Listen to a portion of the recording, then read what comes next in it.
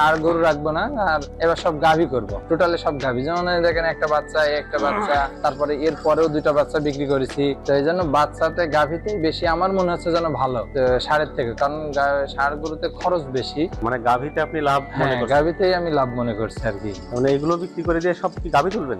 হ্যাঁ, এগুলো বিক্রি করে সব গাভী, টোটাল 25টা আমার এখানে জায়গা আছে, 25টাই গাভী করব। দর্শক, আমরা চলে আসলাম মেহেরপুরের গাংনী উপজেলার ধানখোলা ইউনিয়নের কসবা গ্রামে। এখানে আব্দুল্লাহ ভাইয়ের ফার্মে উনি বিশাল বিশাল বড় গরু পালন করেন। তো চলুন দর্শক, আমরা আজ এই আব্দুল্লাহ ভাইয়ের ফার্মের গরুগুলো একটু দেখি এবং তিনি কিভাবে এই গরু লালন পালন করেন, কোথায় বিক্রি করেন, আমরা বিস্তারিত জানবো।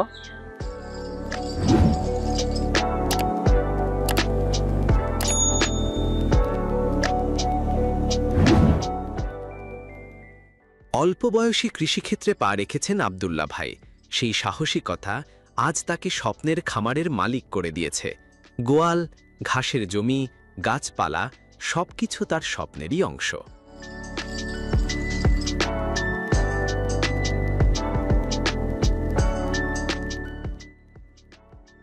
দর্শক, কসবা গ্রামের আব্দুল্লাহ ভাই বিশাল বিশাল গরু পালন করেন।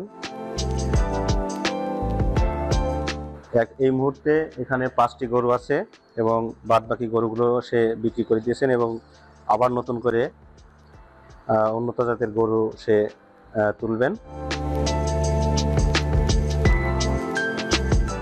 ভাই, এটা কি জাতের? এটা সব পাকিস্তানি শাহিওয়াল। এই যে প্রথমে যে এটা দেখলাম হাতির মতন প্রায়, এটা হচ্ছে আপনার পাকিস্তান এবং ফ্রিজিয়ানের ক্রস একটা আর কি। ওর মা ছিল ফ্রিজিয়ান, আর এইটা বীজ দেওয়া ছিল শাহিওয়ালের। এজন্য এটা গ্রোথ খুব ভালো, দাঁত হয়নি এখনো, কিন্তু হাইট বা ইটা খুব অন্যান্য গরু থেকে অনেক বেশি। এটার বয়স কত হবে? এটার বয়স আপনার এই 2 বছর এরকম হবে, এখনো দাঁত হয়নি আর কি।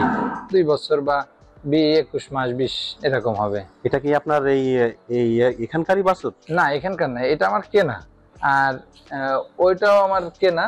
এই দুইটা এখানকার বাছুর। এটা কত দিয়ে কিনা ছিল? ওটা কিনছিলাম 1,25,000 টাকা দিয়ে। ওইটা জি। আর এটা কিনছিলাম 1,30,000 টাকা। এখন কালোটা এখন কত হবে? এটা এখন এটা 350, 350 এরকম। 300, 350, তাই তো? জি। আর ওইটাও এরকমই হবে। গরুগুলো দাঁত হয়নি তো, গরুগুলা খুব মানে অনেক বড় হবে এবং গেট আপটা খুবই ভালো, এই জন্য এগুলা তো মাংসের ওজনে যায় না, এগুলা একটু সৌন্দর্যের উপরে গরুগুলা বিক্রি হয় মূলত। আর এই পাশে যেটা দেখতে পাচ্ছি, এটা ওই পাশে যে গাভীটা আছে ওর বাচ্চা। তার মানে আপনার বাড়ির বাচ্চা? হ্যাঁ, বাড়িরই বাচ্চা। এর পরেও আবার একটা বাচ্চা হয়েছে, সেটা বিক্রি করে দিয়েছি। আবার ওর পেটে, গাভীর পেটে আর একটা বাচ্চা আছে। এদিকে যান, আসেন আপনি আমাকে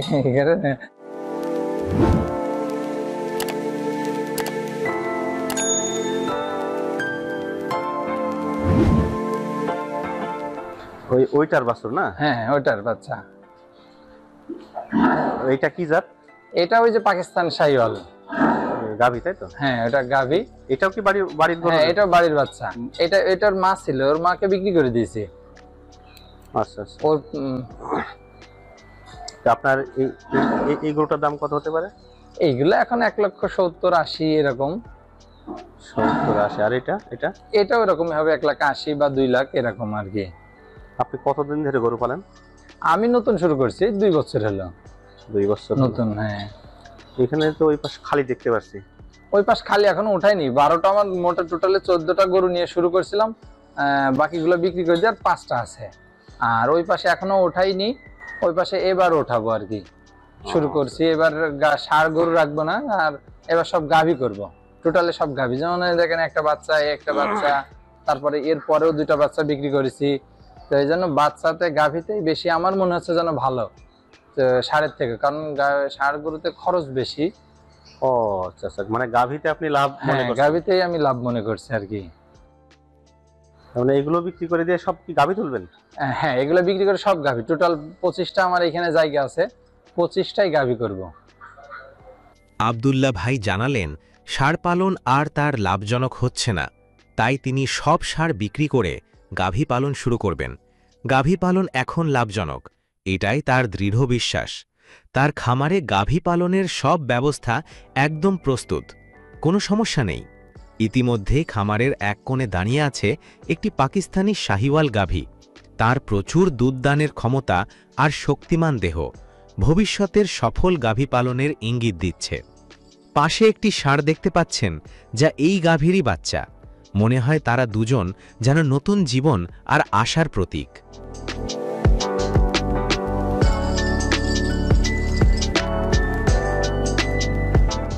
তার গোয়ালে আজ 5টি ষাঁড় গরু আছে। 2 বছর আগে যখন তিনি প্রথম ষাঁড় এনেছিলেন, তখন মনে হয়েছিল স্বপ্ন পূরণের পথে হাঁটছি। কিন্তু আশার সেই রশ্মি এক সময় প্রায় মলিন হয়ে এলো। আব্দুল্লাহ ভাই বললেন, খাবারের দাম এত বেড়ে গেছে যে ষাঁড় গরু পালনে লাভের পরিমাণ খুবই কম, আবার অনেক সময় লচও হচ্ছে। 2 বছরে লাভের মুখ দেখিনি বললেই চলে। তার কথায় ছিল এক ফোঁটা হতাশা, তবু চোখে ছিল এক অদম্য সংকল্প, কারণ এখন বুঝতে পেরেছেন গাভী পালনেই আসল লাভ।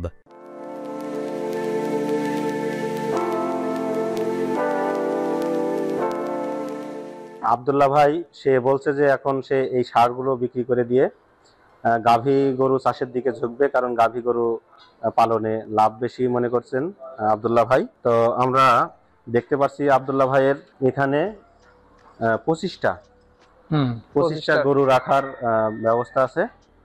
আপনার কি ঘাসের চাষ ঘাস আছে? হ্যাঁ, ঘাস আছে আমার, 7-8 বিঘা ঘাস করছে এবার, 8 বিঘা মতো। 8 বিঘা ঘাস, তাহলে তো আর সমস্যা নাই। সব গরু উঠানোর জন্য 8 আর বিঘা। বিশালি খড় এখনো নেই, ওই যে আপনার ট্রাকে করে কিনবো, যখন ওরা এই সময় বাইরে থেকে আসে তখন ট্রাক ধরে কিনি আমরা। ট্রাক ধরে কিনেন, তাহলে 8 বিঘা ঘাস। আর 1-2 ট্রাক গাভী, তো বেশি খড় কম রাখবো আর কি। খড়ের ওই যে ওই পাশে পালা থাকে, আমার 2-3টা পালা করে রাখি। আর ঘাস বেশি করছি শুধু গাভীর জন্য, যেহেতু গাভী এজন্য ঘাস বেশি লাগবে। ঘাস 8 বিঘা লাগাচ্ছি, এখনো সব হয়নি। আর ঘাসে গাভীর জন্য ঘাসই বেশি দরকার আর কি। কতদিন পর পর আপনি গরু বিক্রি করেন? গরু বিক্রি করি 1 বছর পর, 6 মাস, 1 বছর এরকম আর কি। 1 বছর 6 মাস। মানে লাভ কেমন হয়? লাভ হয় মোটামুটি ভালো। তো ষাঁড় গরুতে খরচ বেশি, তো একটু লাভ কম, গাভীতেই লাভ বেশি। আর লাভ হয় দেখা যাচ্ছে, এটা কিনছি আমি 1-1.5 বছর মতো হলো, এটা 1,30,000 কিনছি, এখন 3.5 লাখ টাকা। ওর পিছনে খবরটা খরচ টরচ বাদ দিলে প্রচুর খরচ, গরুর পিছনে এখন প্রচুর খরচ। দর্শক, আব্দুল্লাহ ভাই বলছেন যে ষাঁড় গরু পোষা এখন প্রচুর খরচ।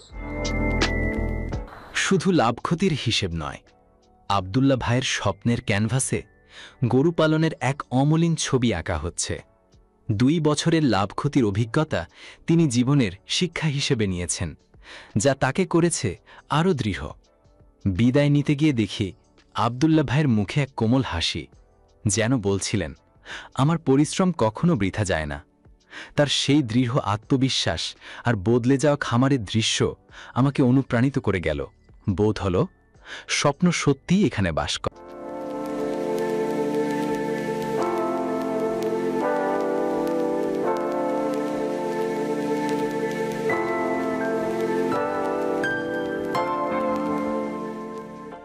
যদিও তার নিজস্ব 8 বিঘা ঘাসের চাষ আছে, তো নিজস্ব জমিতে যদি ঘাস চাষ করে গরু পালন করা যায় সেক্ষেত্রে কিছুটা সাশ্রয়ী হয়, সাশ্রয়ী হবে। এবং ভাই আব্দুল্লাহ ভাই সে বাইরে থেকে ট্রাকে করে বিশালি বা খড় যেটাই বলেন সে ক্রয় করেন এখানে, তাই না? কত করে নেই এক ট্রাক বাইরে থেকে? ওটা ট্রাকে তো কাউন্ট হিসাবে আসে, ওই বাইরে থেকে আমাদের এইখানকার সব লোকজন আসে, ওরা এক ট্রাকে 30,000 40,000 এরকম করে টাকা লাগে আর কি। আচ্ছা, আপনার এই যে গরু পালন করেন এর রোগ বালাই কেমন আছে? আমার এই গরুগুলোর আল্লাহর রহমতে কোনো রোগ নেই, খুবই সুস্থ, কিনি পর্যন্ত কারো তেমন কোনো রোগ হয়নি। এমনিতেই এসব গরুর রোগ বালাই একটু কম, এত মহামারী কোনো রোগ নেই। নিয়মিত ভ্যাকসিন করি আমি, ওই যে খুরার ভ্যাকসিন, তারপরে এই যে লাম্পি স্কিন, পক্স হচ্ছে যেটা আর কি বর্তমানে, এগুলার ভ্যাকসিন ট্যাকসিন দিয়ে রাখি, ডাক্তার আসে ওরা দিয়ে যায়। এই এই তাছাড়া আমার আর গরুর অন্য কোনো সমস্যা নেই।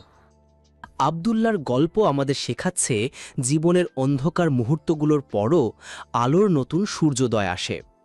তার অধ্যবসায়, সাহস আর পরিশ্রম আজ এক নতুন দিগন্ত খুলে দিয়েছে। স্বপ্ন পূরণের সময় লাগে, কিন্তু হাল ছেড়ে দিয়ে নয়, বরং দৃঢ় সংকল্প নিয়ে এগিয়ে চললেই সুখের আলো আমাদের অন্তর আলো করে দেয়। আপনারাও যদি নিজের ছোট্ট বা বড় স্বপ্নকে সত্যি করতে চান, তাহলে আব্দুল্লাহর জীবন থেকে সাহস ও অনুপ্রেরণা নিতে পারেন। এই গল্প আমাদের সবার জন্য স্বপ্ন পূরণের আহ্বান শোনাচ্ছে। দেখেছেন তো কিভাবে তিনি প্রতিকূলতা পেরিয়ে দুগ্ধ খামার ব্যবসায় সফল হয়েছেন? আজকের গল্প থেকে অনুপ্রেরণা নিয়ে আপনারাও নিজ উদ্যোগ শুরু করতে পারেন। মনে রাখবেন, প্রথম পদক্ষেপটি যতই ছোট হোক না কেন, শুরু করলেই স্বপ্ন পূরণের পথে এগিয়ে যাওয়ার দিশা খুঁজে পাবেন। ভিডিওটি যদি আপনাদের ভালো লেগে থাকে তাহলে লাইক দিন, শেয়ার করুন আর মন্তব্যে জানান আজকের গল্পটি আপনাদের কী অনুপ্রাণিত দিয়েছে। আরও অনুপ্রেরণামূলক গল্পের জন্য আমাদের চ্যানেলটিকে সাবস্ক্রাইব করতে ভুলবেন না। আমার পরবর্তী ভিডিওতে আবার দেখা হবে, সেজন্য সাহস নিয়ে এগিয়ে চলুন এবং নিজের স্বপ্ন পূরণের পথে ধাপে ধাপে এগিয়ে যান। আল্লাহ হাফেজ।